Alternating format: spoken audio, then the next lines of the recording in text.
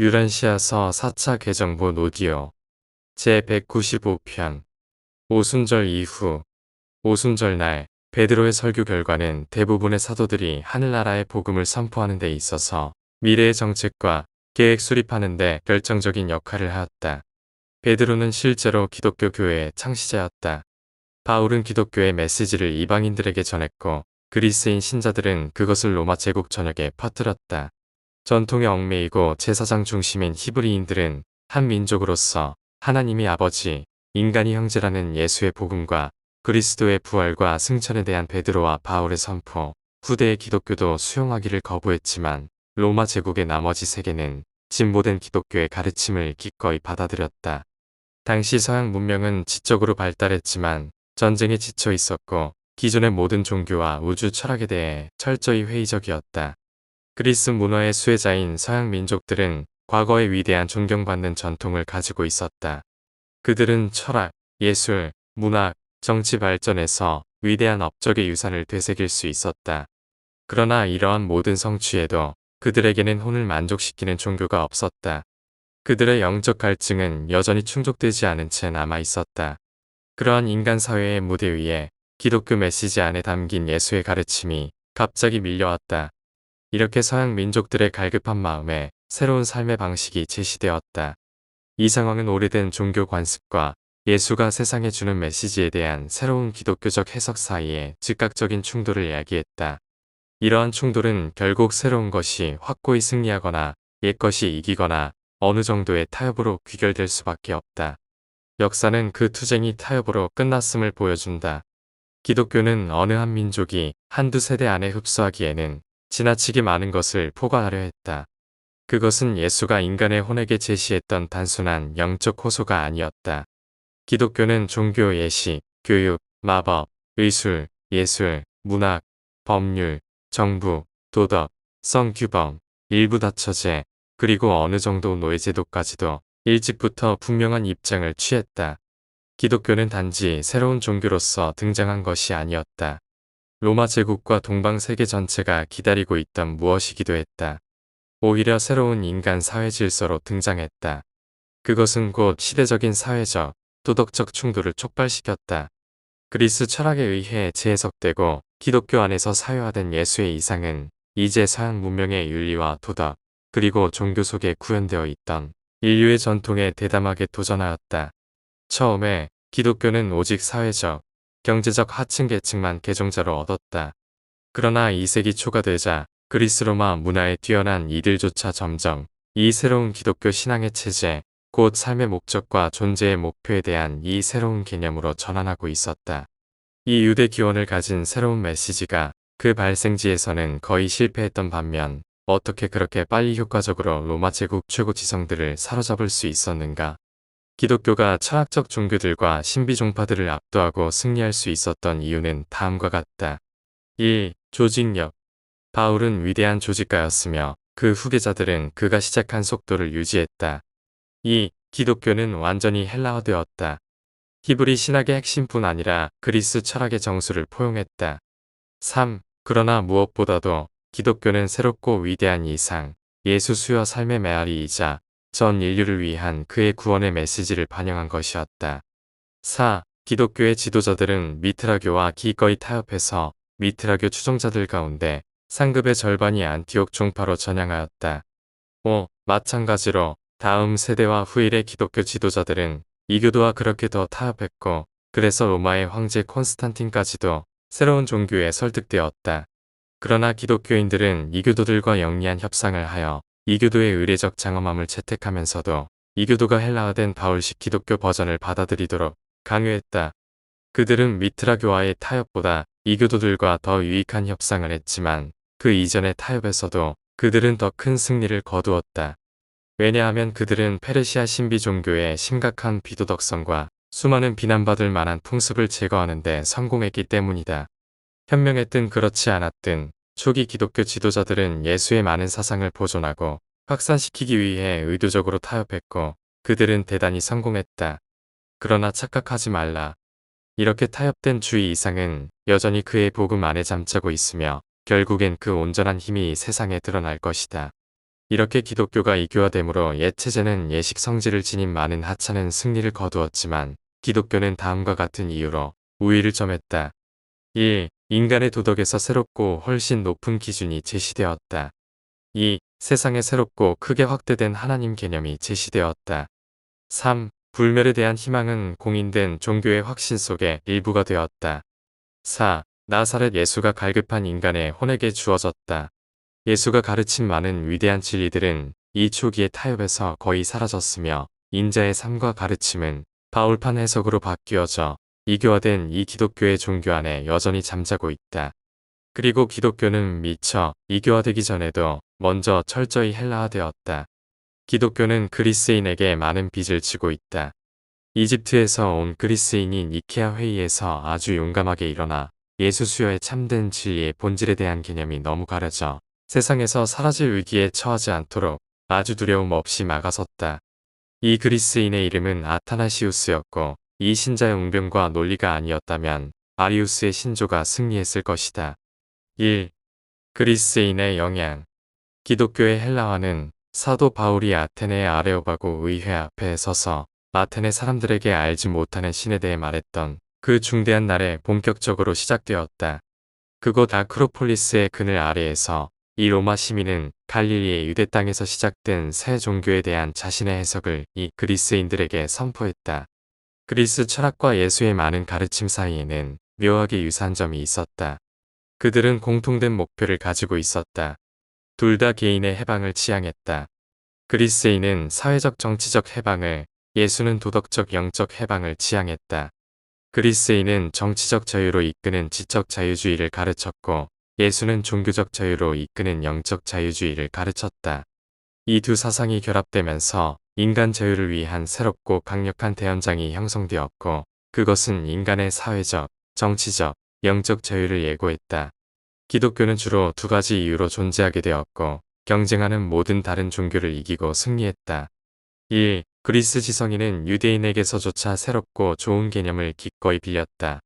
2. 바울과 그 후계자들은 기꺼이 그러나 신중하고 현명하게 타협했다. 그들은 뛰어난 신학적 상인들이었다. 바울이 아테네에서 그리스도와 그가 십자가에 못 박히신 것을 설교할 당시 그리스인들은 영적으로 굶주려 있었다. 그들은 탐구하며 관심을 가지고 영적 진리를 찾고 있었다. 처음에 그리스인들은 기독교를 받아들인 반면 로마인들은 기독교와 싸웠으며 로마인들은 문자 그대로 그리스 문화의 일부로 이 새로운 종교를 받아들이도록 강요받았다는 사실을 잊지 말아야 한다. 그리스인은 아름다움, 유대인은 거룩함을 숭배했지만 두 민족이 모두 진리를 사랑하였다.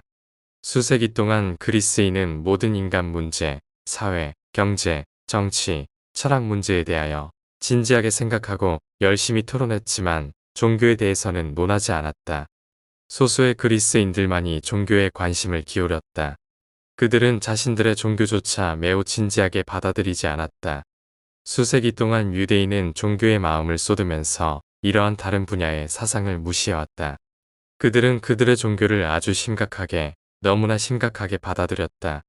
예수의 메시지가 비춰지면서 이 두 민족이 수세기에 걸쳐 쌓아온 사상의 연합산물은 이제 인간 사회의 새로운 질서의 추진력이 되었고 어느 정도는 새로운 인간의 종교적 신념과 실천 질서의 원동력이 되었다.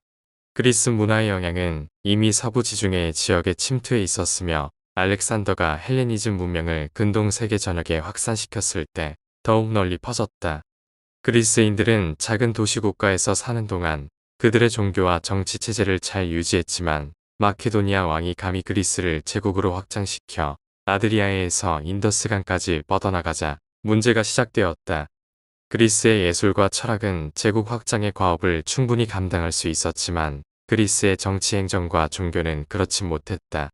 그리스의 도시 국가들이 제국으로 확대되자 그들의 다소 지방적인 신들이 조금 이상하게 보였다. 기독교화된 형태의 오래된 유대 종교가 그들에게 전해졌을 때 그리스인들은 실제로 하나의 신, 곧 더 위대하고 더 좋은 신을 찾고 있었다. 헬라 문화의 제국은 그런 상태로 오래 갈 수 없었다. 제국의 문화적 지배가 계속되었지만 서방으로부터 제국의 행정을 위하여 로마의 정치적 수완을 얻은 뒤에 그리고 동방으로부터 한 종교를 얻은 뒤에야 오래 견디었고 그 종교의 한 분신은 제국의 품위를 갖추었다.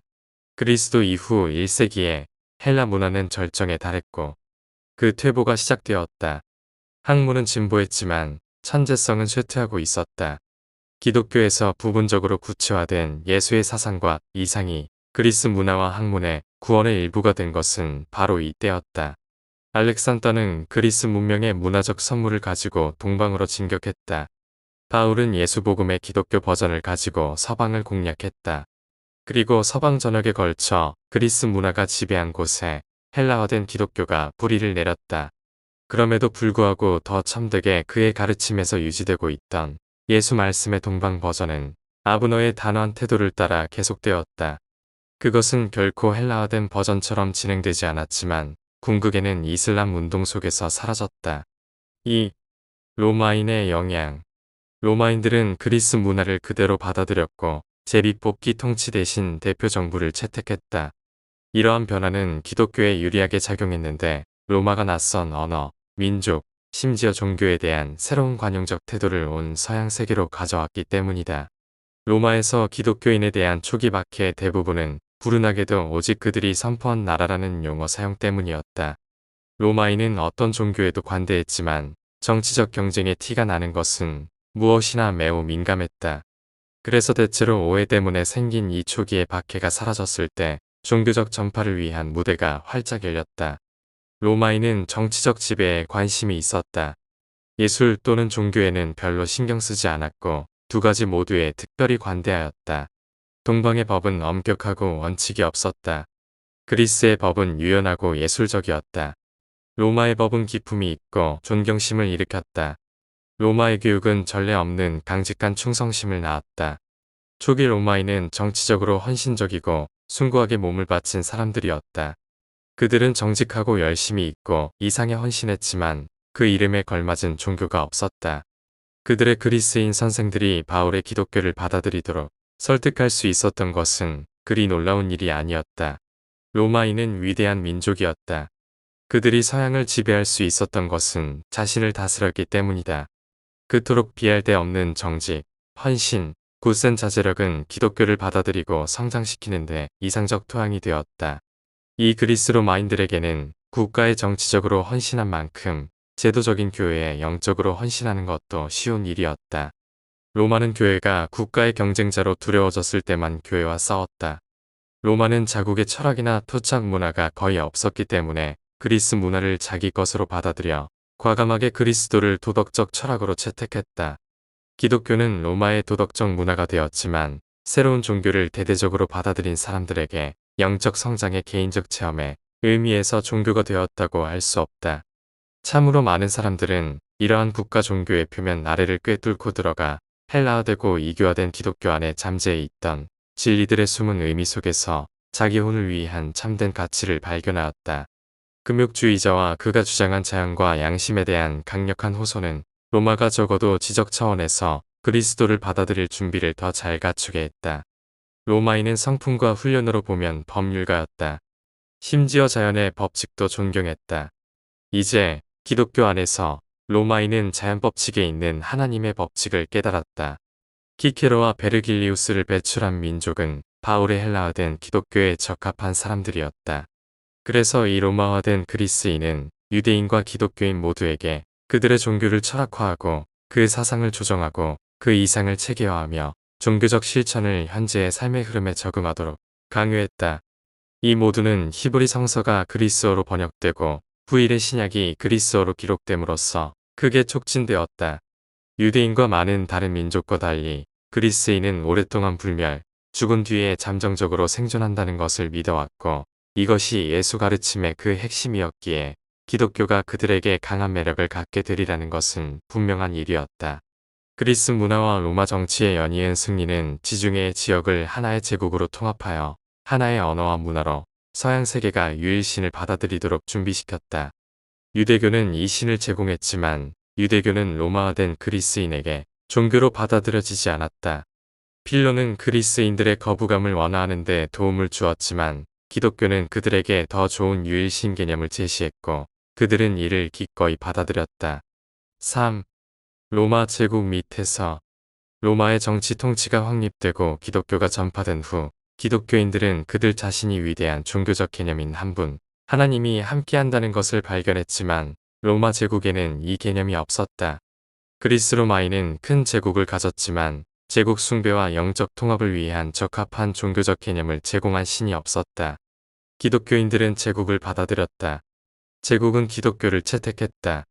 로마인은 통일된 정치적 지배를, 그리스인은 통일된 문화와 학문을, 기독교는 통일된 종교 사상과 실천을 제공했다. 로마는 제국을 보편화함으로 민족주의 전통을 극복하였고 역사에서 처음으로 다른 종족과 나라들이 적어도 명칭으로는 하나의 종교를 받아들일 수 있게 했다.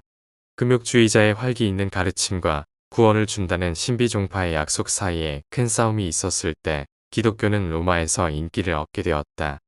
사심이 없는 단어조차 없었던 영적으로 갈급한 사람들에게 기독교는 신선한 위로와 해방하는 힘을 가져왔다.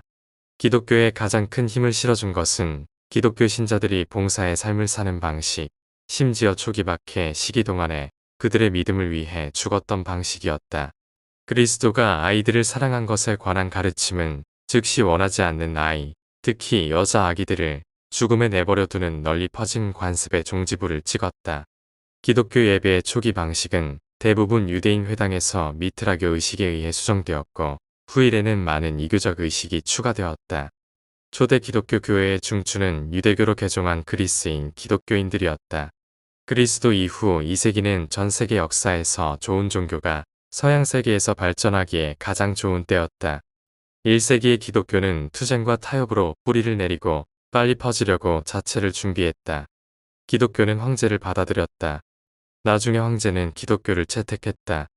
이때는 새로운 종교가 퍼지기에 좋은 시대였다. 종교의 자유가 있었고 여행이 보편화되었고 사상은 어디에도 매이지 않았다. 헬라어된 기독교를 명목상으로 받아들이는 영적 추진력은 로마에 너무 늦게 도달하여 이미 시작된 도덕적 쇠퇴를 막거나 이미 뿌리내린 인종적 퇴화도 보상할 수 없었다. 이 새로운 종교는 제국 로마에게 문화적 필수품이었는데 더 넓은 의미에서 영적 구원의 수단이 되지 못한 것은 매우 불행한 일이다. 심지어 좋은 종교라도 개인의 정부 참여 부족, 지나친 온정주의, 과도한 세금과 심각한 세금 징수의 남용, 금을 빼앗아가는 레반트와의 불균형적 무역, 유흥 중독, 로마식 표준화, 여성 지위의 격하, 노예제도와 인종적 퇴화, 육체적 질병, 그리고 영적으로 싹이 없는 지경에 가까이 가기까지 국가교회로 제도화된 큰 제국을 구원할 수 없었다. 그러나 알렉산드리아에서는 상황이 그리 나쁘지 않았다. 초기 학교들은 예수의 가르침을 전혀 타협 없이 지켜갔다. 포타이누스는 클레멘트를 가르쳤고 그 후 나다니엘을 따라 인도에서 그리스도를 전파했다. 기독교를 세우는 과정에서 예수의 사상 일부는 희생되었어도 공정하게 말하면 2세기 말까지 그리스 로마 세계의 거의 모든 위대한 지성인은 기독교인이 되었다. 승리는 완성에 가까워지고 있었다. 이 로마 제국은 제국이 붕괴된 후에도 기독교의 생존을 보장할 만큼 충분히 오래 지속되었다. 그러나 우리는 종종 그리스인의 기독교 대신에 하늘나라의 복음이 받아들여졌다면 로마와 세계에서 어떤 일이 일어났을지 종종 추측해본다. 4. 유럽의 암흑시대. 교회는 사회의 부속물이자 정치의 동맹 존재여서 이른바 유럽의 암흑시대로 불리는 지적, 영적 쇠퇴에 빠지게 되었다. 이 시기 동안 종교는 점점 더 수도원화, 금욕화, 합법화되었다. 영적 의미에서 기독교는 겨울잠을 자고 있었다. 이 기간을 통해서 내내 잠자고 세속화된 이 종교와 나란히 연속되는 신비주의의 흐름이 있었고 이것은 비현실적 경계에 있는 환상적 영적 체험으로 철학적으로는 범신론과 유사하였다. 어둡고 절망적인 세기 동안 종교는 사실상 다시 변질되었다. 개인은 교회의 압도적 권위, 전통, 명령 앞에서 거의 길을 잃어버렸다. 새로운 영적 위협이 등장했는데 거룩한 사람 집단이었다. 이들은 신성한 법정에서 특별한 영향을 미치며 따라서 효과적으로 호소하면 신들 앞에서 인간을 대신해 중재할 수 있다고 여겨졌다. 그러나 기독교는 충분히 사회화되고 이교화되어서 다가오는 암흑시대를 막을 힘은 없었지만 이 긴 도덕적 어둠과 영적 침체의 시기를 살아남을 준비가 되어 있었다. 기독교는 서양 문명의 긴 밤을 통해서 지속되었고 르네상스가 시작될 때에는 여전히 세계에서 도덕적 영향을 미치고 있었다. 암흑기가 지나면서 기독교의 회복은 수많은 기독교 교파와 이론들이 등장했는데 인간 퍼스널러티에 맞춘 특별한 지적, 감정적, 영적 유형의 신념들이었다. 그리고 이러한 특수한 기독교 단체 혹은 종교적 집단들은 이 발표가 만들어질 당시에도 여전히 지속되고 있다. 기독교는 예수의 종교가 예수에 관한 종교로 의도치 않게 변형되면서 시작된 역사를 보여준다. 헬라화, 이교화, 세속화, 제도화, 지적 쇠퇴, 영적 타락을 겪고 도덕적 겨울잠을 자면서 멸망의 위협을 겪으며 그 뒤에 회생하고 분열되며 최근에 비교적 회복되는 역사를 제시한다. 이러한 내력은 내재된 생명력과 방대한 회복 자원을 소유하고 있음을 나타낸다. 그리고 이 기독교는 이제 서양 문명의 세계에서 존재하며 과거의 지배를 위한 전투에서 겪었던 중요한 위기들보다도 훨씬 더 불길한 존재의 위기에 직면해 있다. 종교는 이제 과학적 사고와 유물론적 성향의 새로운 시대가 지닌 도전에 직면해 있다. 세속적이고 영적인 것 사이에 벌어지는 이 거대한 싸움에서 결국 예수의 종교는 승리할 것이다. 5. 현대의 문제 20세기는 기독교와 모든 다른 종교가 풀어야 할 새로운 문제를 가져왔다. 문명이 높아질수록 인간이 사회를 안정시키고 그 물질적 문제를 쉽게 해결하려는 노력에서 먼저 하늘의 실체들을 찾는 의무가 더욱 필요하게 된다. 진리는 종종 분해되거나 분리되거나 고립되거나 지나치게 분석될 때 혼란스럽고 심지어 오해를 불러일으킨다. 살아있는 진리는 물질 과학의 사실이나 중재하는 예술의 영감이 아니라 살아있는 영적 실체로서 온전히 받아들일 때 진리 추구자에게 올바르게 가르쳐진다.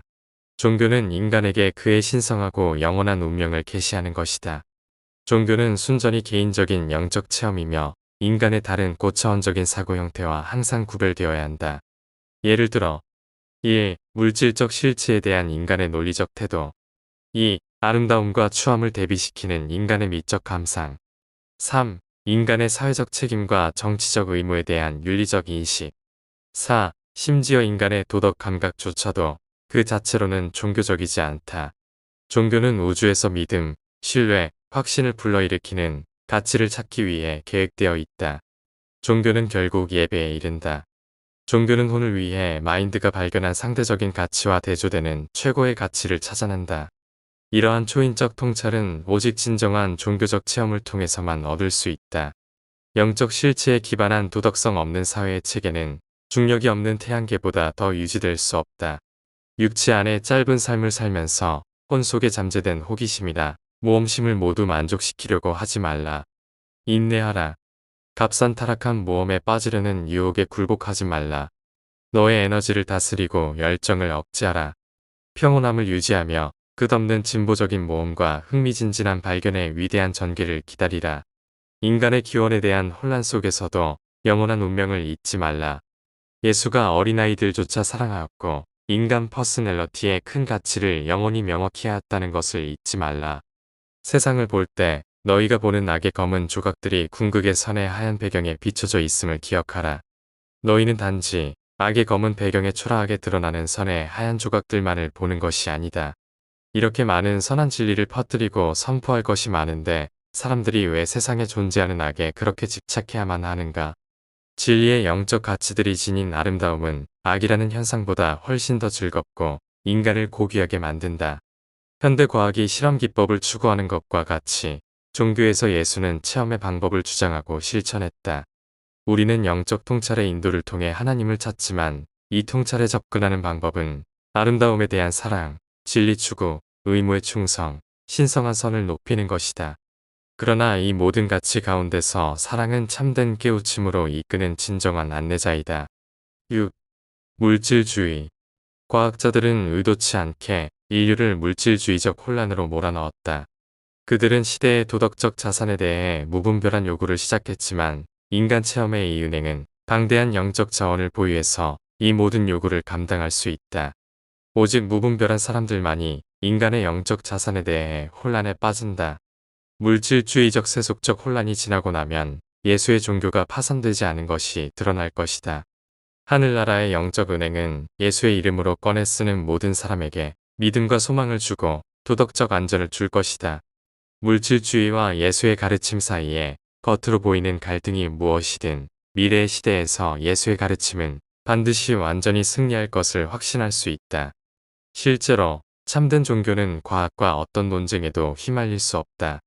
물질적인 것들과는 전혀 관련이 없다. 종교는 단지 과학에 무관심하지만 공감을 가지며 무엇보다도 과학자 자신에게 깊은 관심을 둔다. 지혜의 해석과 종교적 체험에서 나오는 영적인 통찰 없이 단순한 지식만을 추구하면 결국 비관주의와 인간의 절망으로 이어진다. 얄팍한 지식은 참으로 불안하게 만든다. 이 책을 기록할 때 물질주의적 최악의 시기는 지나갔다. 더 나은 이해의 날이 이미 시작되고 있다. 과학 세계의 높은 지성은 더 이상 물질주의적 철학에만 전적으로 의존하지 않지만 대중은 여전히 이전의 가르침의 방향으로 기울어져 있다. 그러나 이 물리적 현실주의 시대는 땅에서의 인간 삶에서 지나가는 한 장면일 뿐이다. 현대 과학은 참된 종교, 즉 예수의 가르침이 신자들의 삶 속에서 어떻게 구현되는지에 대해 손대지 않았다. 과학이 한 일이라곤 삶에 대한 잘못된 해석에서 생겨난 유치한 환상들을 없앤 것뿐이다.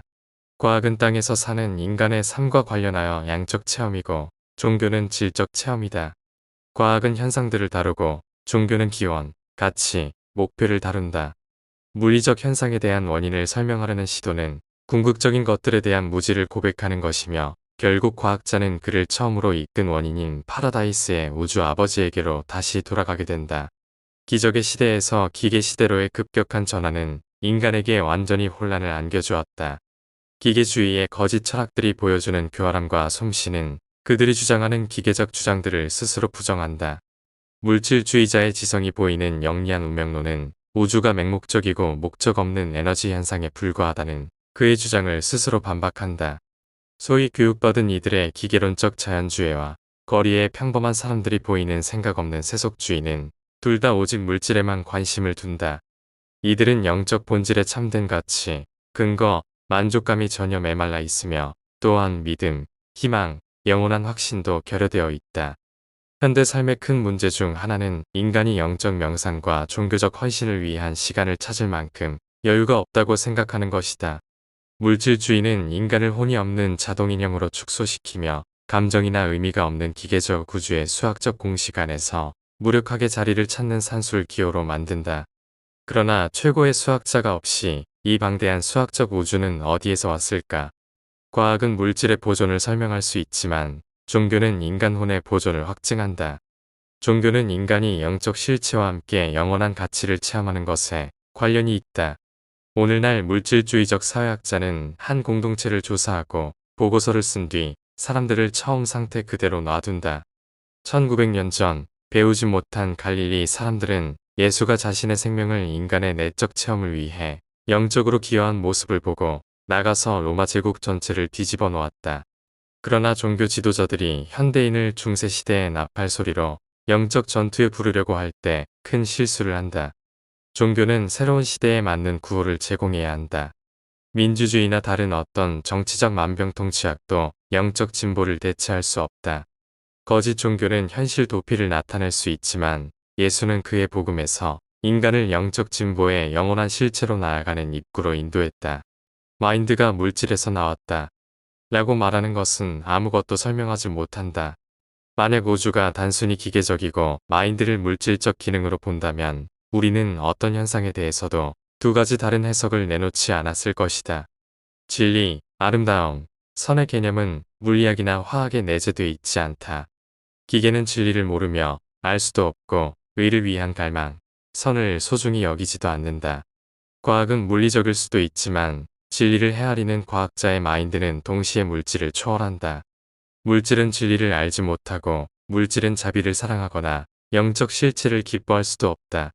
영적 깨우침의 기초를 두고 인간 체험에 뿌리내린 도덕적 확신은 물리적 관찰에 근거한 수학적 추론만큼 실제하고 확실하지만 그것은 또 다른 더 높은 차원에 있다. 만일 인간이 단지 기계라면 그들은 물질적 우주에 대해 얼만큼 획일적으로 반응할 것이다. 개별성은 물론이고 퍼스널러티는 존재하지 않을 것이다. 온 우주 중심에 있는 파라다이스 절대 메커니즘은 둘째 근원 중심에 무제한적 의지가 존재한다는 사실이다. 이는 결정자가 우주에서 혼자만 정하는 법칙이 아님을 영원히 확실하게 한다. 물질주의가 존재하지만 그것만 작용하지 않는다. 기계론이 있지만 그것만으로 충분치 않다. 결정론은 존재하지만 그것만으로 완전하지 않다. 유한한 물질 우주가 마인드와 영이 함께 현존하지 않았다면 결국 획일화된 결정론이었을 것이다. 우주, 커스믹 마인드 영향력은 끊임없이 물질 세계에도 자유로운 반응성을 주입한다. 어떤 존재 영역에서도 자유나 주도권은 영적 영향과 커스믹 마인드의 지배 정도에 비례한다.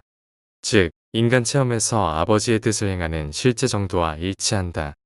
그래서 일단 너희가 하나님을 찾으려고 길을 떠나면 이는 하나님이 이미 너희를 찾았다는 결정적 증거이다. 진리, 아름다움, 선을 진심으로 추구하면 하나님께로 인도된다.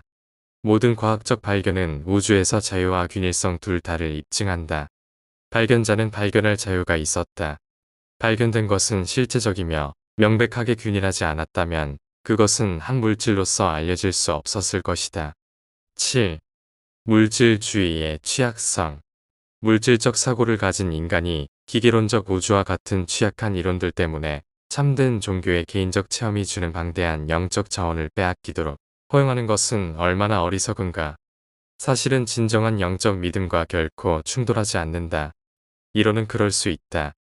과학은 종교적 신앙, 영적 실체와 신성한 가치에 대한 인간의 믿음을 없애려고 시도하기보다 미신을 퇴치하는 것에 전념하는 것이 더 낫다.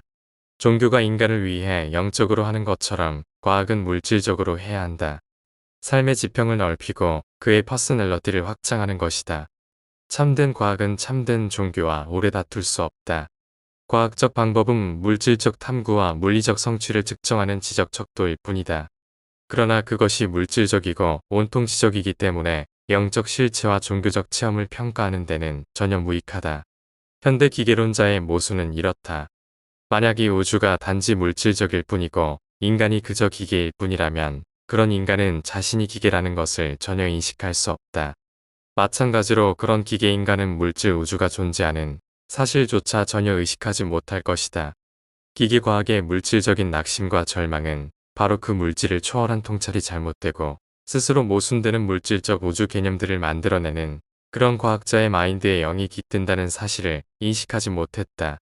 영혼과 무한, 진리, 아름다움, 선의 파라다이스 가치는 시공간 우주의 사실적 현상 안에 감춰져 있다. 그러나 이 영적 가치를 발견하고 분별하려면 영으로 태어난 인간이 지닌 믿음의 눈이 필요하다. 영적 진보의 실체와 가치는 단지 물질 마인드가 미화시킨 공상인 심리적 투사가 아니다. 그러한 실체와 가치는 깃드는 조절자, 사람의 마인드 속에 사는 하나님 명의 영적 예측이다. 희미하게 얼핏 본 상대성 발견들을 가지고 어설프게 다루다가 하나님의 영원성과 무한성에 대한 너희의 개념을 흔들리게 하지 말라. 자기 표현을 위한 너희의 모든 간구에서 조절자 표현, 즉 너의 실제적이고 더 나은 자아 표현을 준비하지 못하는 실수를 범하지 말라. 이것이 겨우 물질적 우주라면 물질 인간은 결코 그렇게 순전한 물질적 존재를 가지는 기계적 성품 개념에 도달할 수 없을 것이다. 우주에 대한 바로 이 기계론 개념은 그 자체로서 마인드의 비물질 현상이며 아무리 철저히 물질의 조건을 받고 기계적으로 통제되는 듯 보여도 모든 마인드는 비물질 기원을 가진다. 필사 인간이 가진 얼마큼 진화된 정신작용은 일관성이나 지혜를 지나치게 부여받지 않는다. 사람의 자만은 종종 그의 이성을 넘어 그의 논리를 교묘히 피해간다. 가장 비관적인 물질주의자의 그 비관주의는 그 자체로 비관론자의 우주가 전적으로 물질적이지 않다는 충분한 증거이다. 낙관주의와 비관주의는 모두 사실뿐만 아니라 가치를 의식하는 마인드의 개념 반응이다. 만일 우주가 유물론자가 생각하는 것과 같다면 인간은 기계인간으로서 그 사실에 대한 의식적인 인식이 전혀 없을 것이다. 영으로 태어난 마인드의 가치 개념의 의식이 없다면 우주 물질주의의 사실과 우주작용의 기계적 현상은 인간에 의해 완전히 인식되지 않을 것이다. 한 기계는 다른 기계의 본질이나 가치를 의식할 수 없다. 생명과 우주에 대한 기계론적 철학이 과학적일 수 없는 것은 과학이 오로지 물질과 사실만 인식하고 다루기 때문이다. 철학은 필연적으로 과학을 초월한다. 인간은 자연의 물질적 사실이지만 그의 삶은 마인드의 통제 속성과 영의 창조 자질을 나타낸다는 점에서 자연의 물질 수준을 초월한다. 기계론자가 되려는 인간의 진지한 노력은 지적이고 도덕적인 자살을 시도하는 인간의 헛된 노력에 비극적 현상을 나타낸다. 그는 그것을 할 수 없다. 우주가 단지 물질이고 사람이 겨우 기계라면 이런 우주의 기계작용을 가정하는 과학자에게 용기를 줄 아무런 과학이 없을 것이다. 기계는 자체를 재거나 분류하거나 평가할 수 없다. 오로지 기계를 초월하는 지위를 가진 어떤 개체가 그러한 과학적 작품을 만들 수 있다. 우주 실체가 겨우 하나의 광대한 기계라면 인간은 그 사실을 인식하고 그런 평가의 통찰을 의식하기 위해 우주 바깥, 곧 우주와 분리된 위치에 있어야 한다. 인간이 단순히 기계라면 어떻게 그 인간은 자신이 단지 기계일 뿐이라고 믿게 되거나 그렇게 않다고 주장할 수 있는가? 자기 자신을 의식적으로 평가하는 체험은 결코 단순한 기계의 속성이 아니다.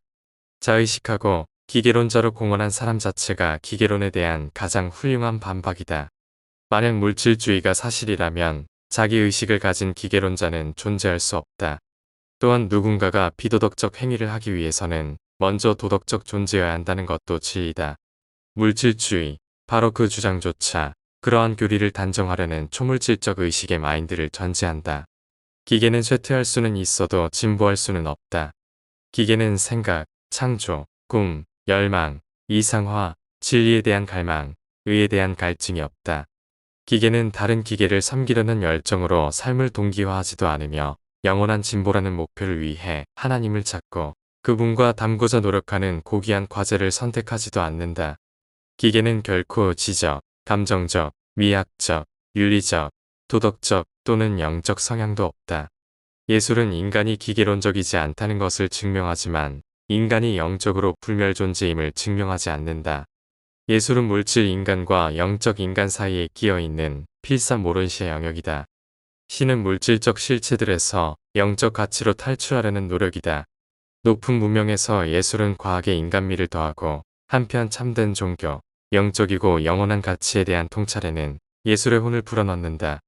예술은 인간과 시공간 속에서 실체를 평가하는 표현이다. 종교는 우주 가치를 신성하게 받아들이는 것이며 영적 상승과 확장을 통한 영원한 진보를 의미한다.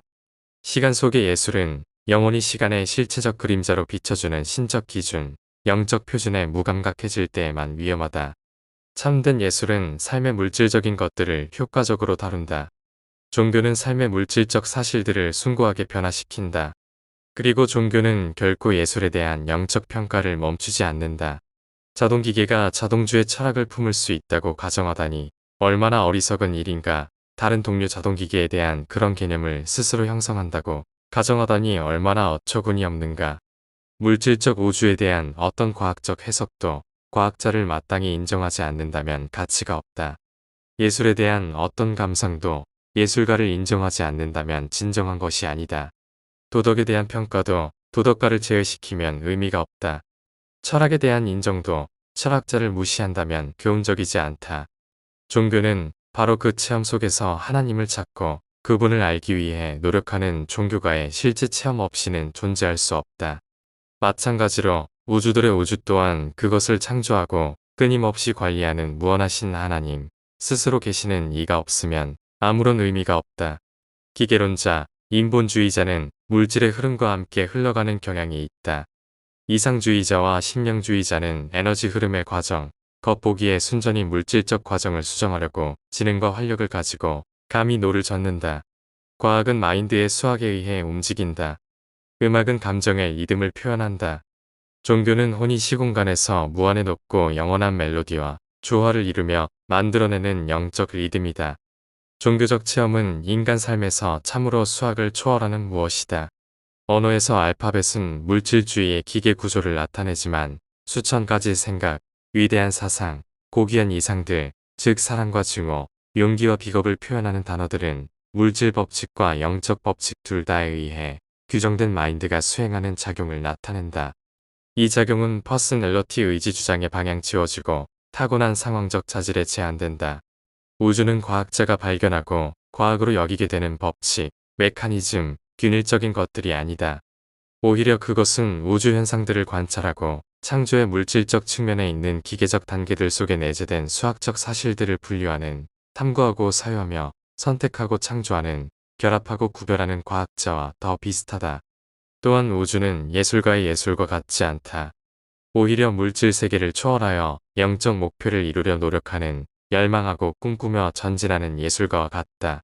우주의 진화와 진보하는 에너지 물질 세계의 실체를 인식하는 것은 과학이 아니라 과학자이다. 물질 존재와 영적 자유 사이에 개입하는 일시적 모론시아 세계의 존재를 보여주는 것은 예술이 아니라 예술가이다. 영혼의 진보 속에서 맞닥뜨리게 될 영적 실체와 신적 가치를 증명하는 것은 종교가 아니라 종교를 체험하는 자이다. 8. 세속적 전체주의. 물질주의와 기계론이 어느 정도 물러간 후에도 20세기 세속주의의 파괴적인 영향은 여전히 수많은 경계하지 않는 혼들의 영적 체험을 황폐화시킬 것이다. 현대 세속주의는 두 가지 세계적 영향을 받으며 발전했다.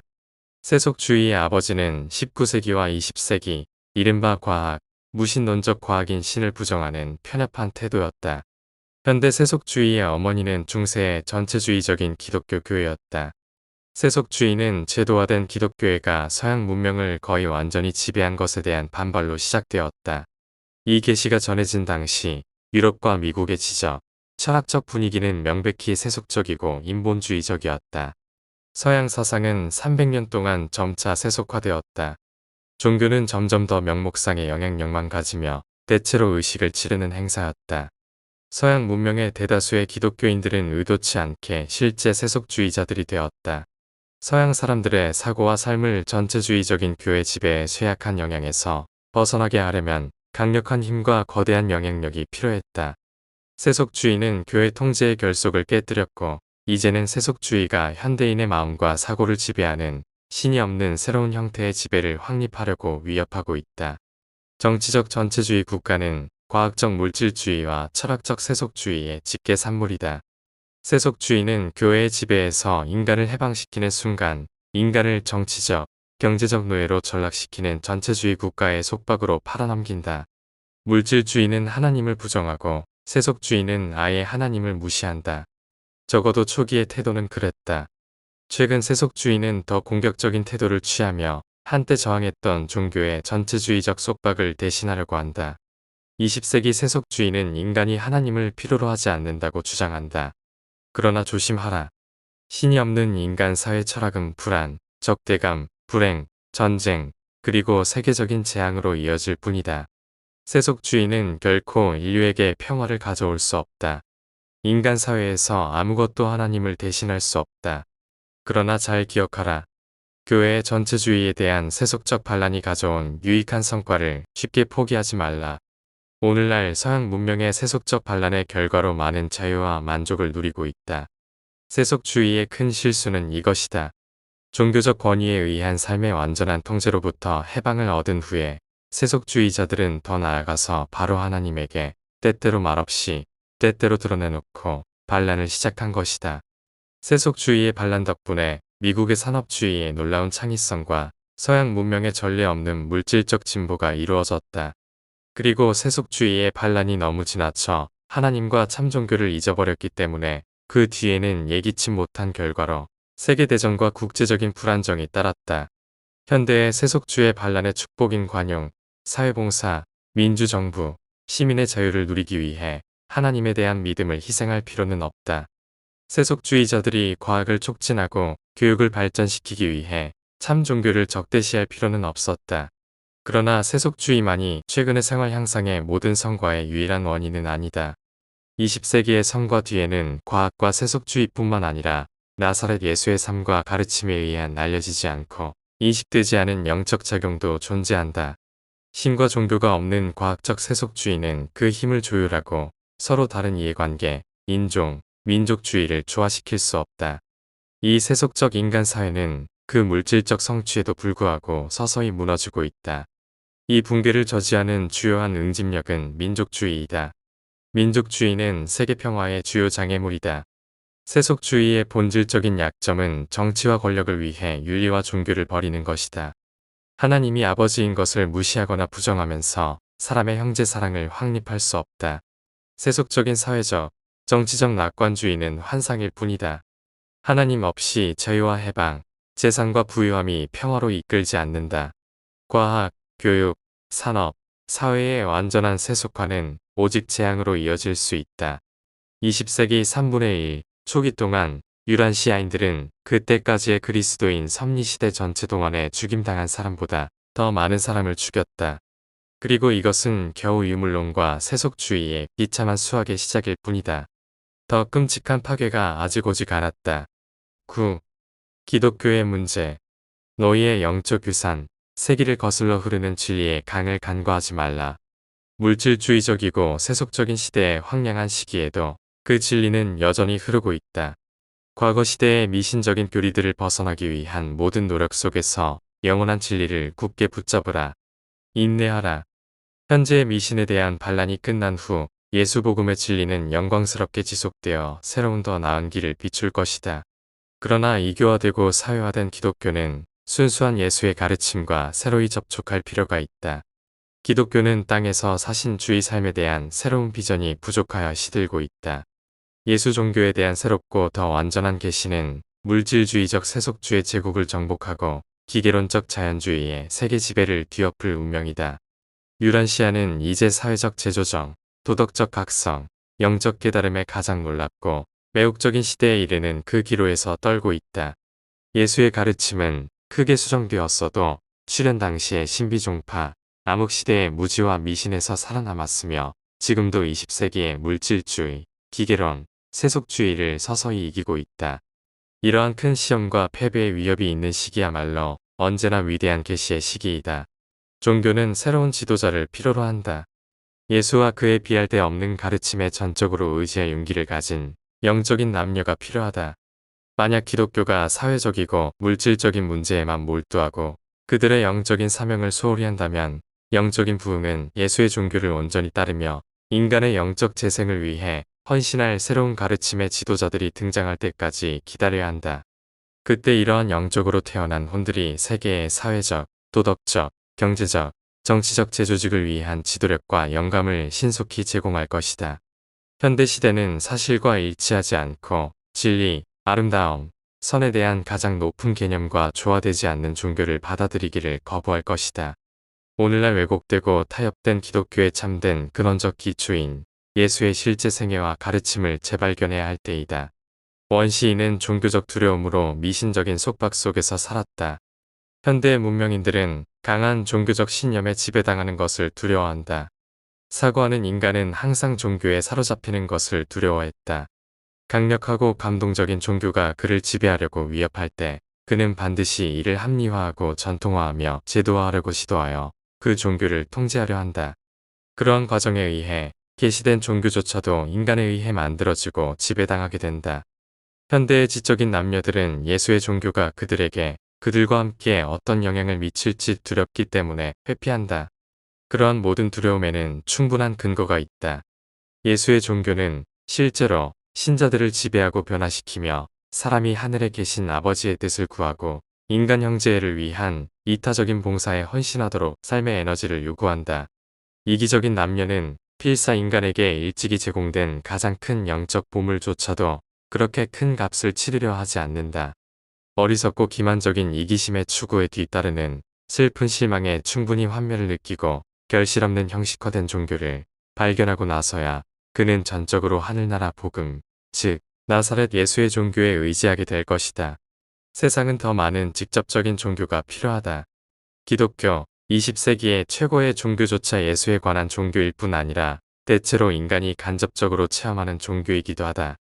그들은 인정받은 종교 선생들로부터 물려받은 그대로 그 종교를 전적으로 받아들인다.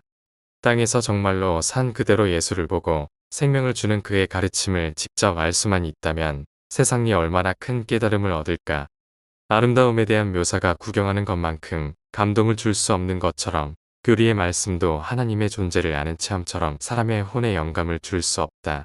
그러나 기대에 찬 신앙은 저 너머의 신성한 영적 실체들이 들어올 수 있도록 사람 혼의 희망의 문을 언제까지나 열어줄 것이다. 기독교는 인간의 탐욕, 전쟁의 광기, 권력욕의 도전 앞에서 감히 자신의 이상을 낮춰버렸다. 그러나 예수의 종교는 더럽혀지지 않고 초월적인 영적 부르심으로 서 있으며 인간이 동물 진화의 이러한 모든 유산을 뛰어넘고 은혜로 진정한 인간 운명의 도덕적 정점에 도달하기 위해 최선을 다하도록 촉구한다. 기독교는 형식주의, 과도한 조직화, 지성주의와 기타 비영적 성향으로 서서히 죽음의 위협을 받고 있다. 현대 기독교 교회는 예수가 지속적으로 인류 세대의 영적 변화를 일으키기 위해 위임한 역동적인 믿음의 형제단체가 아니다. 소위 기독교는 종교적 신념과 실천뿐만 아니라 사회적, 문화적 운동이 되었다. 현대 기독교의 흐름은 많은 고대 이교도의 요소와 야만적인 문화들이 섞여 들어오고 있다. 많은 고대의 문화적 요소들이 그 뿌리가 되는 갈릴리, 고원뿐 아니라 현대 문화의 흐름 속으로 들어오고 있다. 10. 앞날 기독교는 정말로 이 세상에 큰 공헌을 했지만 지금 가장 필요한 것은 예수이다. 세상은 모든 사람에게 주를 효과적으로 계시하는 예수가 영으로 태어난 필사자의 체험으로 땅에서 사는 모습을 다시 볼 필요가 있다. 초기 기독교의 부흥을 이야기하는 것은 헛된 일이다. 자신이 있는 곳에서 앞으로 나아가야 한다. 현대 문화는 예수의 삶에 대한 새로운 계시로 영적 세례를 받아야 하며 영원한 구원의 복음에 대한 새로운 이해로 조명되어야 한다. 그리고 예수가 이렇게 높여지면 예수는 모든 사람을 자기에게로 이끌 것이다. 예수의 제자들은 정복자 이상이어야 하며 모든 사람에게 넘치는 영감과 향상된 삶의 원천이 되어야 한다. 종교는 개인적인 체험에서 하나님이 실제로 존재하심을 발견하므로 신성하게 될 때까지는 고상한 인본주의에 불과하다.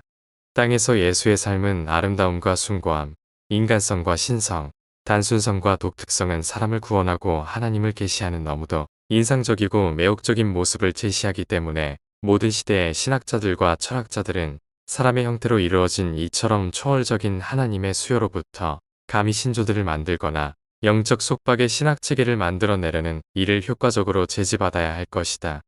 예수 안에서 우주는 사랑의 영이 시간의 물질적 제약들을 이겨내고 육체적 기원의 사실마저 극복하는 인간을 만들어냈다. 항상 명심하라. 하나님과 사람은 서로 필요하다. 우주의 궁극적 결말에서 신성한 운명에 따른 영원한 퍼스널리티 체험을 완전히 최종적으로 성취하기 위해 하나님과 사람은 서로 필요하다. 너희 안에 하나님의 나라가 있다. 라는 것은 아마도 아버지가 살아계신 사랑의 영이라는 선언 다음으로 예수가 일찍이 말씀한 가장 위대한 선언이었다. 주를 믿으라고 사람들을 설득할 때 사람과 세상을 변화시키는 것은 강제로 또는 의무나 관습으로 처음 심리를 가는 것이 아니라 오히려 아낌없이 봉사하고 자유를 사랑하는 헌신적 태도로 심리를 더 가는 것이며 이 길은 사랑으로 형제를 끌어안고 필사 존재에서 더 높은 신성한 목표를 향하여 영적 안내를 받도록 형제를 계속 설득하려는 예수의 모습을 나타낸다. 기독교는 지금도 기꺼이 처음 심리를 가지만 진정하게 심리를 더 가는 사람이 거의 없기 때문에 인류는 시들고 도덕이 보이지 않는 곳에서 넘어진다. 예수를 따른다고 공언하는 사람들 가운데 예수가 제자들에게 살고 사랑하고 봉사하라고 가르친 대로 정말로 살고 사랑하는 사람은 너무 적다. 예수의 형제 사랑과 하늘나라를 통한 영적 재탄생으로 새롭게 변화된 인간 사회를 건설하자는 모험의 부름은 육체를 입은 그의 동료들로서 그와 함께 땅 위를 걸었던 시대 이후로 보기 드물었던 깊은 감동을 그를 믿는 모든 사람에게 불러일으켜야 한다. 하나님의 실체를 부정하는 어떤 사회 제도나 정치 체제도 인류 문명의 발전에 건설적이고 지속적인 방식으로 기여할 수 없다. 오늘날 세분되고 세속화된 기독교는 그 발전에 가장 큰 장애물이 되고 있다. 특히 이는 동양의 경우에 더욱 그러하다. 교회주의는 하늘나라의 영적 연합에서 인간의 형제 사랑을 이루는 예수의 신앙 동료들의 살아있는 믿음, 성장하는 영, 직접적인 체험과는 한순간도 양립될 수 없다. 과거 성취의 전통을 보존하려는 칭찬할 만한 열망은 흔히 낡아버린 예배체계를 옹호하도록 만들고 오래된 사상체계를 육성하려는 선의의 욕구는 현대인의 확장되고 진보하는 마음이 갈망하는 영적 열망을 채우도록 마련된 새롭고도 충분한 수단과 방법들을 막는다. 마찬가지로 20세기의 기독교 교회들은 나사렛 예수의 가르침, 곧 참된 복음이 즉각적으로 전진하는 데 있어서 크지만 전적으로 무의식적인 장애물로 서 있다. 복음에 나타난 그리스도께 기꺼이 충성을 바치려는 많은 진지한 사람들은 예수의 삶과 가르침의 정신을 거의 드러내지 못하는 교회, 예수가 세운 것이라 잘못 배운 교회를 열정적으로 지지하는데 큰 어려움을 느낀다. 예수는 이른바 기독교 교회를 세우지 않았지만 그러나 그는 모든 면에서 그의 본성과 일치하여 땅에서 그의 삶을 대표하는 가장 뛰어난 기관을 육성해왔다. 기독교 교회가 다만 주가 제시하신 계획을 기꺼이 받아들이기만 한다면 겉보기에는 무관심해 보이는 수천 명의 젊은이들이 그와 같은 영적 과업에 앞다투어 참여할 것이며 이 위대한 모험을 끝까지 기꺼이 감당하려 할 것이다. 기독교는 갈라져 서로 싸우는 집은 버틸 수 없다. 라는 하나의 자체표 안에 구현된 불행한 운명과 심각하게 얼굴을 마주하고 있다. 비기독교 세계는 중파로 갈라진 기독교 세계에 쉽게 항복할 리 없다. 살아있는 예수만이 기독교가 통일될 수 있는 유일한 희망이다. 참된 교회, 예수의 형제사랑은 보이지 않는 영적 실체이며 반드시 획일성은 아니더라도 통합으로 특징 지어진다. 획일성은 기계적인 자연세계의 특징이다. 영적 통합은 살아계신 예수와의 신앙연합의 열매이다. 가시적인 교회는 더 이상 하나님 나라에 보이지 않는 영적인 형제사랑의 진보에 장애물이 되지 말아야 한다. 이 형제사랑은 제도화된 사회조직과는 반대로 살아있는 유기체가 될 운명이다. 형제사랑은 그러한 사회조직들을 잘 활용할 수 있지만 그 조직에 의한 대체품이 돼서는 안 된다. 그러나 20세기의 기독교조차도 가벼이 여겨서는 안 된다. 그것은 오랜 세월 동안 많은 종족에서 하나님을 아는 도덕적 천재들이 만들어낸 산물이며 참으로 땅에서 선을 지지하는 가장 위대한 힘 중 하나였고, 따라서 타고난 결함과 후천적 결함이 있지만 누구라도 가벼이 여겨서는 안 된다. 기독교는 여전히 사려 깊은 이들의 마인드를 강력한 도덕적 감동으로 움직이게 한다. 그러나 교회가 상업과 정치에 개입하는 것은 결코 용납될 수 없다. 그런 불경한 동맹은 주님에 대한 명백한 배신이다. 또한 진정한 진리 사랑자들은 이 강력한 제도화된 교회가 때로는 새로 태어난 믿음을 억누르고 이단적인 모습으로 나타난 진리의 증인들을 박해해왔다는 사실을 쉽게 잊지 않을 것이다. 그 같은 교회가 존재할 수 있었던 것은 세상에 그러한 예배 방식을 선호하는 이들이 있었기 때문인 것이 너무도 사실이다. 많은 영적으로 나태한 혼들은 의식과 성스러운 전통이 있는 권위 있는 옛 종교를 갈망한다. 인간의 진화와 영적 진보만으로는 모든 사람이 종교적 권위를 벗어날 만큼 충분하지 않다. 하늘나라에 보이지 않는 형제사랑은 진정으로 영이 인도하는 하나님의 아들이 되기를 원하기만 하면 다양한 사회적, 기질적 계층의 가족 집단도 포함될 수 있다. 종파적 경쟁, 집단적 원한, 도덕적 우월성, 영적 무오류의 주장은 예수의 이 형제사랑 안에 설 자리가 없다. 이러한 다양한 기독교 집단들은 서양 문명의 민족들 사이에 다양한 신앙 희망자들을 수용하는 역할을 할 수 있지만 기독교의 그러한 분열은 예수를 전하는 복음을 동양 민족들에게 전하려 할 때 심각한 약점으로 작용한다. 이들 민족은 기독교가 점점 예수에 관한 종교가 되어가는 것, 아직 예수의 종교가 기독교와는 별개로 얼마큼 거리를 둔 채 존재한다는 사실을 이해하지 못하고 있다. 유란시아의 큰 희망은 예수에 대한 새로운 계시와 그 구원 메시지의 새롭고 확장된 제시를 통해 오늘날 그를 따른다고 자처하는 수많은 가족들이 사랑의 섬김 안에서 영적으로 하나 되는 데 달려있다. 세속 교육조차도 젊은이들에게 인생 계획과 성품 발전의 길을 가르치는 일에 더 많은 관심을 기울인다면 이 위대한 영적 르네상스에 기여할 수 있을 것이다. 모든 교육의 목적은 삶의 최상의 목표, 곧 훌륭하고 균형 잡힌 퍼스널러티의 발전을 촉진하고 육성하는 데 있다. 지나친 자기의 만족 대신에 도덕적 훈련을 가르치는 일이 절실히 요구된다. 이러한 토대 위에서 종교는 인간 삶의 확장과 풍요를 위한 영적 동기를 부여할 수 있으며 나아가 영원한 생명을 보장하고 고양시키는 일에 이바지할 수 있다. 기독교는 즉흥적으로 형성된 종교이기에 저속 기여로 작동해야 한다. 고속 기여의 영적 실현은 예수의 참된 종교에 대한 보다 널리 퍼진 수용과 새로운 계시가 있기까지 기다려야 한다. 그러나 기독교는 강력한 종교다. 왜냐하면 십자가에 못 박힌 한 목수의 평범한 제자들이 시작한 그 가르침이 300년 만에 로마 제국을 정복했고 이어서 로마를 무너뜨린 야만족들까지 굴복시켰기 때문이다. 이 기독교는 또한 히브리 신학과 그리스 철학이라는 두 거대한 흐름을 흡수하고 향상시켰다. 그리고 신비교 요소들을 과다 흡수한 결과로 1000년 넘게 혼수 상태에 빠졌을 때에도 스스로 부활하여 사실상 서양 세계 전체를 다시 정복해냈다. 그 안에 담긴 예수의 가르침만으로도 기독교는 사라지지 않을 것이다. 기독교가 예수의 가르침을 좀 더 깊이 깨닫기만 한다면 현대인의 새롭고 점점 더 복잡해지는 문제들을 해결하는데 훨씬 더 기여할 수 있다. 기독교가 큰 장애를 겪는 것은 전 세계 지성인들의 마인드에서 서양 문명의 사회체계, 산업생활, 도덕 기준의 일부와 기독교를 동일시하기 때문이다. 그렇게 기독교는 뜻하지 않게 이상 없는 과학, 원칙 없는 정치, 노동 없는 재산, 절제 없는 쾌락, 성품이 없는 지식, 양심 없는 권력, 도덕 없는 근면을 묵인해온 죄책감에 비틀거리는 사회를 옹호하는 듯한 인상을 주었다. 현대 기독교의 희망은 서양 문명의 사회체계와 산업정책의 옹호를 멈추고 그토록 용감하게 찬양해온 십자가 앞에 겸손히 무릎 꿇는 것이다. 바로 거기에 나사렛 예수로부터 인간이 들을 수 있는 가장 위대한 진리들, 하나님은 아버지요. 사람은 형제라는 살아있는 복음을 다시 배우는 데 있다.